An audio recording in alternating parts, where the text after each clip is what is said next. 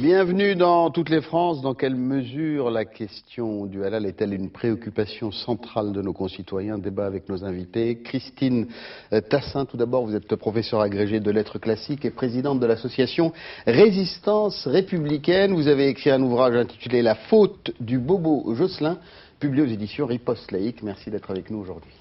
À vos côtés, Yvan Rioufol, vous êtes éditorialiste au quotidien Le Figaro, vous êtes animateur du blog Liberté d'expression et auteur d'un ouvrage intitulé De l'urgence d'être réactionnaire, publié aux éditions des PUF. Merci d'être avec nous aujourd'hui.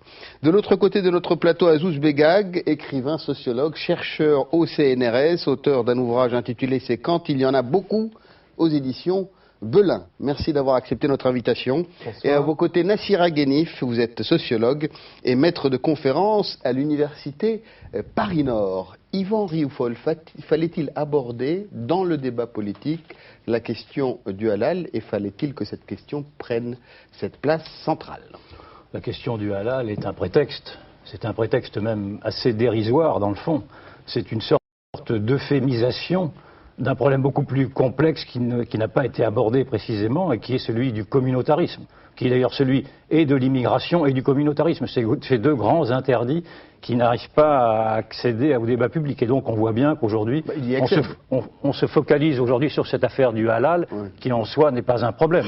On a bien compris naturellement que du halal et du kasher, que les musulmans étaient bien aptes à manger d'une viande halal et les juifs d'une viande kasher. Le problème est aujourd'hui qu'on s'est rendu compte que d'abord qu'il y avait une distribution halal et kasher qui n'était pas traçable, c'est-à-dire, oui, que vous aviez des consommateurs qui pouvaient en manger sans être au courant. On peut se poser la question de savoir si c'est normal ou pas. Qu'est-ce que vous êtes dit, vous, quand vous avez su que vous aviez peut-être mangé du halal sans le savoir? Ça m'est égal. Attendez, moi je vais dans des couscous, je sais que je mange du halal. Le problème n'est pas là. Non, le problème, il est que c'est intéressant de savoir pourquoi la France a refusé de se plier, de répondre à cette législation européenne qui demandait une traçabilité en 2010. Et pourquoi d'ailleurs elle a violé sa propre législation qui demande depuis 67 un étourdissement des bêtes.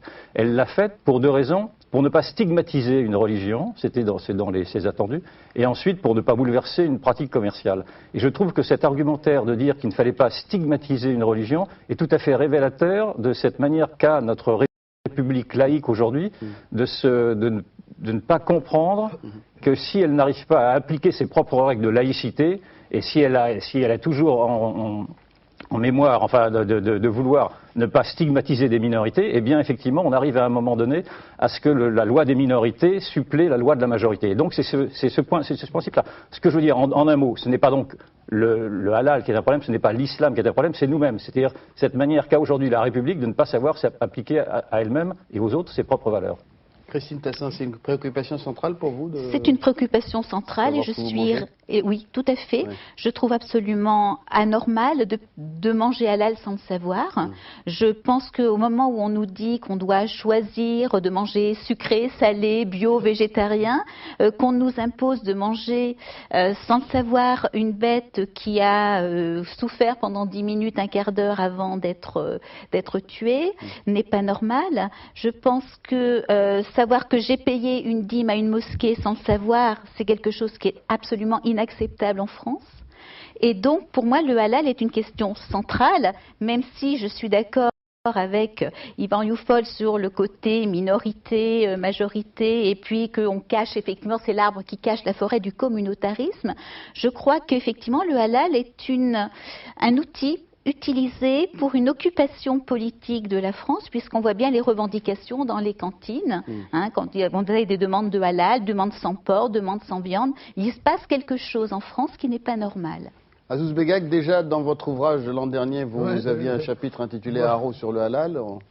C'est quand il y en a beaucoup, je voyais ça venir depuis très longtemps. En fait, quand vous tapez sur l'islam et quand vous actionnez le levier de la peur de l'islamisation de la société, après, vous pouvez tirer sur n'importe quel fil, et ça marche. Parce que la plupart des musulmans... C'est loin de la réalité, c'est une instrumentalisation uniquement. Mais elle est absolument politique, et absolument rien d'autre. Le président de la République française nous annonce, il y a quelques jours, que le sujet de préoccupation majeure des Français, c'est la viande halal. Je n'en reviens pas. Moi, je croyais que il faut dire que je suis un peu naïf. Hein. Je pensais que c'était plutôt l'emploi, l'éducation, l'avenir, la France en Europe. Non, non, non, c'est la viande halal. Voilà. Heureusement qu'on a dérivé un petit peu sur la question du kasher, ce qui fait que la communauté juive a contribué à atténuer un petit peu la violence qui allait s'exercer là-dessus. Et donc, vous voyez, depuis quelques jours, là, on n'en parle presque plus. Mais je trouve ça scandaleux, scandaleux. Non, il faudrait dire au pouvoir en place, vous n'arriverez pas à piquer les électeurs du Front National. Ils sont déjà acquis à Marine Le Pen, qui va, elle, franco de bord. Mais ça, c'est la stratégie politique. C'est pas la peine, voilà, c'est pas la peine. Oui. Il faudrait plutôt, en effet, comme le dit Yvan Rioufol, revenir sur le thème de la laïcité et comment promouvoir l'éducation. C'est lié. Comment promouvoir l'éducation à la laïcité sans stigmatiser les musulmans. Nassira Khelif.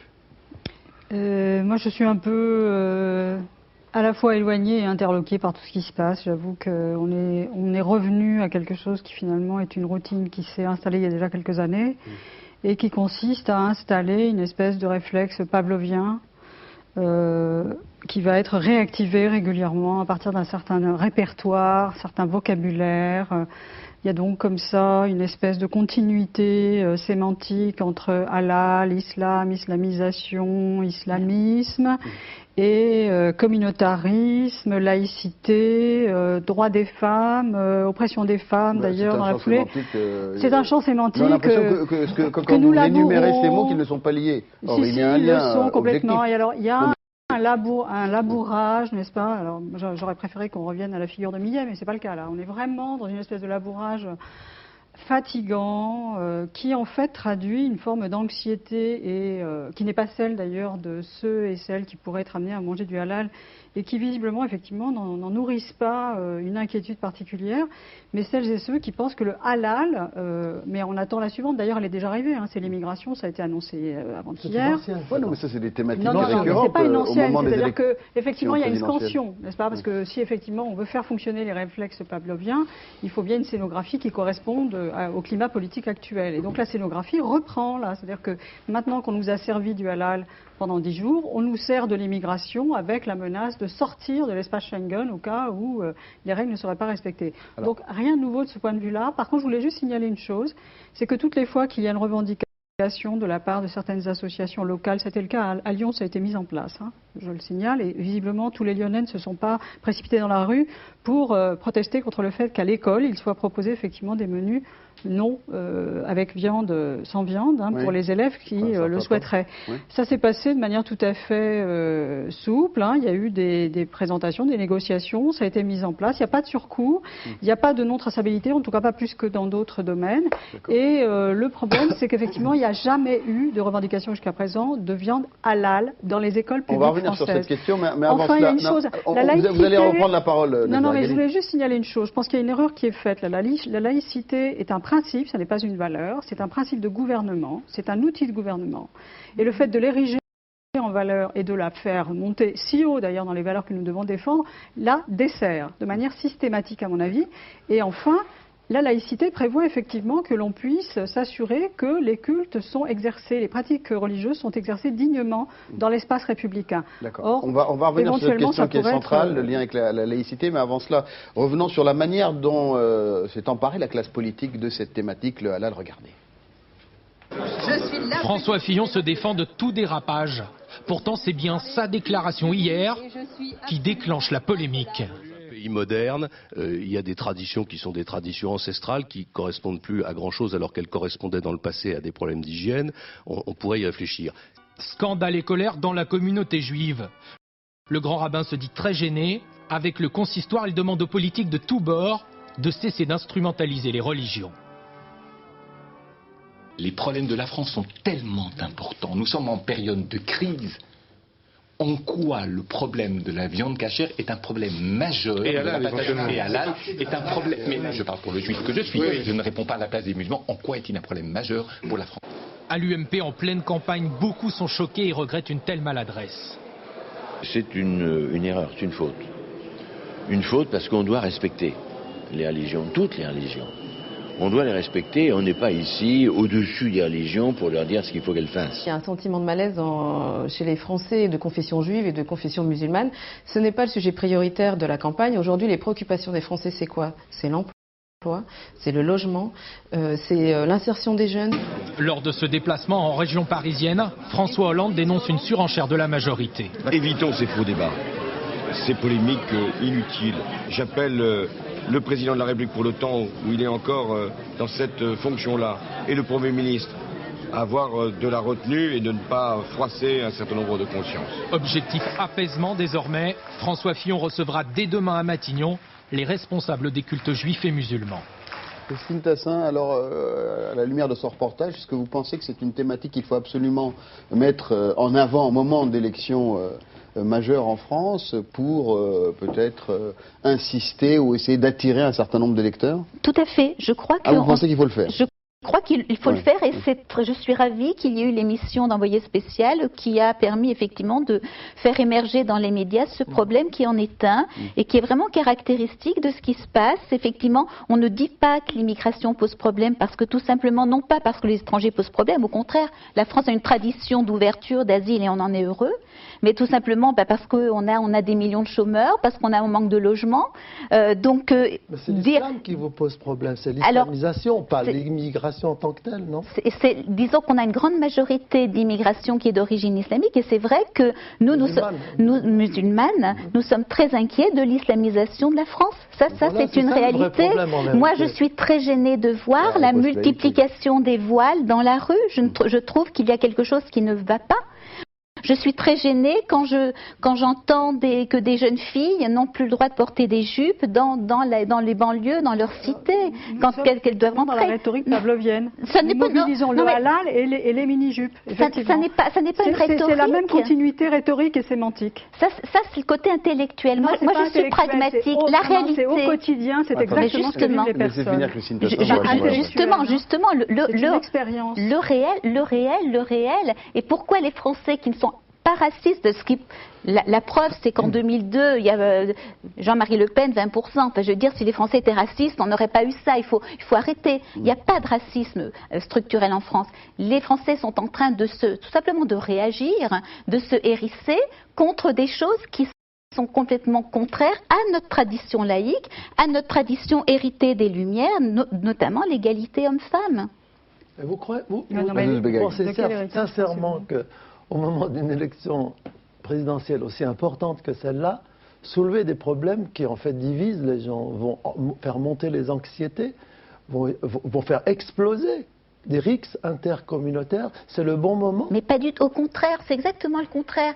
Si depuis des années on avait mis les choses sur la table et qu'on ait dit l'islam, pourquoi pas, à partir du moment où on respecte la loi française, à partir du moment où on ne demande pas Vous posez là une question centrale. Oui. Qu'est-ce qui, dans la loi française, n'est pas respecté? L'égalité homme-femme, à partir du moment où vous avez partout où vous avez des mosquées qui se construisent, partout où vous avez des barbus entre guillemets qui arrivent, parce qu'on en est là actuellement. Les mosquées sont peuplées uniquement de barbus. Vous avez, on avait des retours importants, des femmes qui n'étaient pas voilées, qui vivaient en France depuis 10 ans, 20 ans, qui n'étaient pas voilées, qui se mettent à porter le voile. Attendez, Nassir Ghani, s'il vous plaît. Mais en quoi elles ne respectent pas la loi de la République en se voilant? D'une part, et d'autre part, ça fait 4 générations maintenant de migrants qui viennent des anciennes colonies ou de pays musulmans et qui ont parfaitement réussi à vivre en France et on leur cherche des noises depuis une vingtaine d'années ou une trentaine d'années pour des raisons qui sont celles de la transformation de la société française qui ne parvient pas en fait, il y a des grands segments de la société française qui ne parviennent pas à accepter le nouveau visage de la France et qui passent leur temps à imposer des conditions. Alors vous comprenez, avant c'était les papiers, ensuite c'est les comportements démissionnaires des parents, ensuite c'est l'inégalité homme-femme, ensuite c'est le halal, ensuite c'est les mosquées qui se construisent avec de l'argent public. Parce que tout le monde doit parler quand même, s'il vous plaît. Yvan Rioufol, sur la loi, c'est un thème important. Est-ce qu'il faut changer un certain nombre de lois en France pour limiter cette influence telle que vous l'avez décrite, notamment il faut déjà, en tout cas, une réglementation pour faire une traçabilité pour savoir ce que l'on mange. Donc maintenant, tout le monde est à peu près d'accord avec cela. Donc l'argument des autorités françaises de dire qu'il ne fallait pas stigmatiser une communauté par rapport à une autre était un faux argument. C'était une sorte de lâcheté.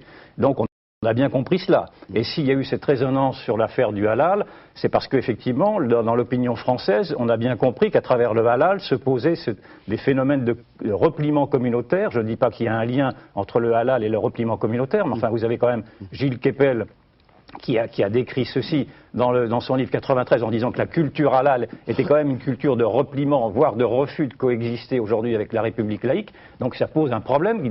Il est inutile de rejeter ça comme vous le faites trop rapidement en disant que ce ne sont pas des problèmes abordables. Ce sont des problèmes qui doivent être... Quelle est l'ampleur, selon vous, Yvan Rieufol, de cette question?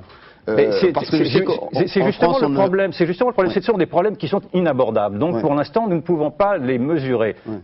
Ce que je vois, moi j'écoute des témoins, j'écoute Gilles Kepel qui nous a dit, qui a écrit que dans le 93, cette islamisation du 93 était un phénomène cultuel qui commençait à être préoccupant. On peut en analyser les conséquences. Et on peut contester son analyse. Absolument. Et vous pouvez contester son analyse, bien entendu. Non, bien entendu, mais je ne dis pas ça. Vous avez par exemple Xavier Lemoyne, qui est le maire de Montfermeil, qui vit au quotidien, qui dit-il, est aux avant-postes de ce qui va se passer en France, et qui nous dit que le problème du repliement n'est pas simplement un problème social, mais un problème culturel, puisque cela touche également... Juste pour la définition du repliement, ce sont des personnes qui ne veulent pas vivre avec leurs concitoyens, qui ne travaillent pas, qui ne participent pas à la... de recréer une sorte de contre-société, et qu'une contre-société qui nous dit, cette fois-ci, un autre témoin, André Gerin, qui est un député communiste de Vénissieux, nous dit que dans certains points du territoire, c'est la loi de la charia qui s'y applique. Moi, je ne sais pas si c'est vrai ou pas. Vous êtes obligé de le croire sur parole.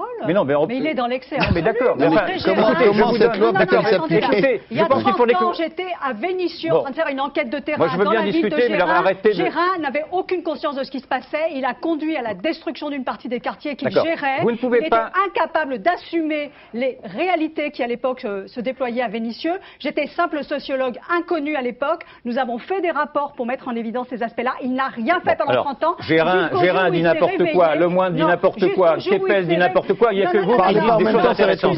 Excusez-moi, mais c'est trop facile. Il y a un discours dominant sur ce point-là. Il y a un discours hégémonique. Non, il n'y a pas. Je voudrais terminer.